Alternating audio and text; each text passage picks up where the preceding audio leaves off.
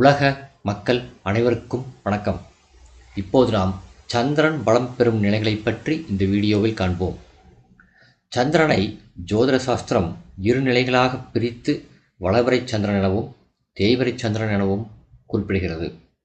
வளவரை சந்திரனாக இருந்தாலும் சரி, தேய்வரை சந்திரனாக இருந்தாலும் சரி, கடகத்தில் ஆட்சி பெற்று அமருமானால் நல்ல பலன்களையே தருவார். நவாம்சத்திலும் கடகத்தில் அமரும் சந்திரன் நல்ல பலன்களையே தருவார். ஜாதகருக்கு வாழ்க்கை வசதிகள் அனைத்தும் கிடைக்கும்.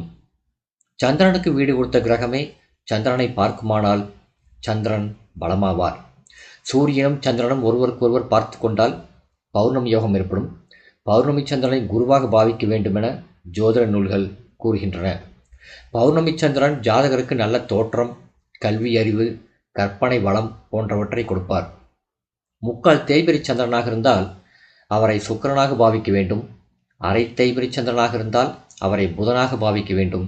அதற்கும் குறைவாக உள்ள தேய்பிரி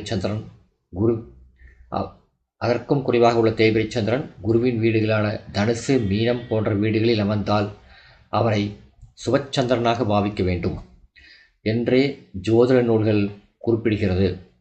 சூரியனுக்கும் சந்திரனுக்கும் 7ஆம் பார்வை உண்டு. இருவரும் ஒருவரையொருவர் பார்த்து கொண்டால் ஜாதகனுக்கு நல்ல கல்வி அறிவு, பண வசதி, தகுதி, அந்தஸ்து போன்றவை கிடைக்கும். சந்திரனும் செவ்வாயும் ஒருவருக்கொருவர் பார்த்து கொண்டால் சந்திர மங்கள யோகம் ஏற்படும். இந்த யோகம் ஜாதகனுக்கு நல்ல தோற்றத்தையும் வசதியான வாழ்க்கையையும் கொடுக்கும். நல்ல குடும்ப வாழ்வை அமைத்து கொடுக்கும். பொதுவாக செவ்வாயின் வீடுகளான மேசம், விருச்சிகத்தில் அமரும் சந்திரன் நல்ல பலன்களையே தருவார். ஆனால் விருச்சிகத்தில் அமரும் சந்திரன் நீசம் பெறுவார். அப்படி நீசம் பெறும் சந்திரன் நீச பங்கமாக வேண்டும். அப்போதுதான் நல்ல பலன்கள் கிடைக்கும். புதனோடு சேரும் வளர்பிறை சந்திரனும் நல்ல பலன்களையே கொடுப்பார். ஜாதகனுக்கு நல்ல பேச்சாற்றலையும் வியாபார வெற்றியையும் கொடுப்பார். குருவும் சந்திரனும் கேந்திரம் பெற்றாலும் அல்லது ஒருவருக்கொருவர் பார்த்து கொண்டாலும் அது கஜகேசரி யோகம் என்று அழைக்கப்படுகிறது. கஜம் என்றால் யானை, கேசரி என்றால் சிங்கம்.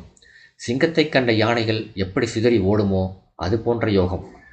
இந்த யோகம் பெற்ற ஜாதகர்கள் அரசியலில் வெற்றி வீரர்களாக இருப்பார்கள். கல்வி மான்களாக இருப்பார்கள். நீண்ட ஆயுள் உடையவர்களாக இருப்பார்கள். அதுபோல் குருவும் சந்திரனும் ஒரு ராசியில் இணையுமானால் அது குருச்சந்திர யோகம் என்று அழைக்கப்படுகிறது. இந்த யோகம் ஜாதகனுக்கு நல்ல தோற்றத்தையும் கல்வியையும் தலைமை தாங்கும் தகுதியையும் கொடுக்கும். சுக்கிரனும் சந்திரனும் ஒருவருக்கொருவர் 7ஆம் பார்வையால் பார்த்து கொண்டால் பேரிகை யோகம் ஏற்படும். இந்த யோகம் ஜாதகனை அரசனுக்கு இணையானவனாக ஆக்கும். அரசாங்கத்தில் பெரிய உத்தியோகத்தில் அமர வைக்கும். வாகன வசதிகளை தரும். பொருளாதார மேம்பாட்டை தரும். சந்திரன் சனியுடன் இணையக்கூடாது. அப்படி இணையுமானால் அது புனர்பூ தோஷம் எனப்படும்.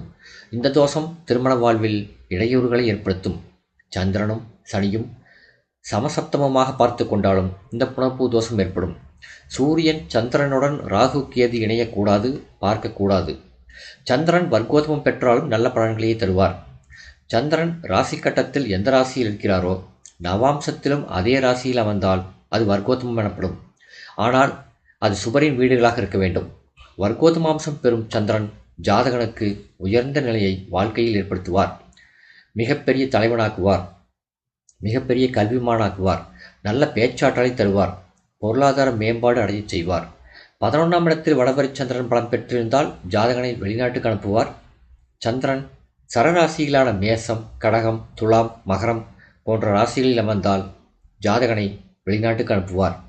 ஏற்றுமதி இறக்குமதி வணிகத்தில் வெற்றியே அடைய வைப்பார். சந்திரன் ஒரு பயண கிரகம். இவர் ஜாதகத்தில் நன்றாக அமைந்திருந்தால் ஜாதகனுக்கு வெளிநாட்டு தொடர்பு ஏற்படும். சந்திரனை லக்னாதிபதி போல பாவிக்க வேண்டுமென ஜோதிட சாஸ்திரம் குறிப்பிடுகிறது. பொதுவாக சந்திரன் கேந்திரம் பெற்றாலோ, திரிகோணம் பெற்றாலோ, நட்பு ராசிகளில் அமர்ந்தோ, ஆட்சி பெற்றோ, உச்சம் பெற்றோ, சுபர் ராசிகளில் அமர்ந்தோ இருக்குமானால் உன்னதமான பலன்களை தருவார்.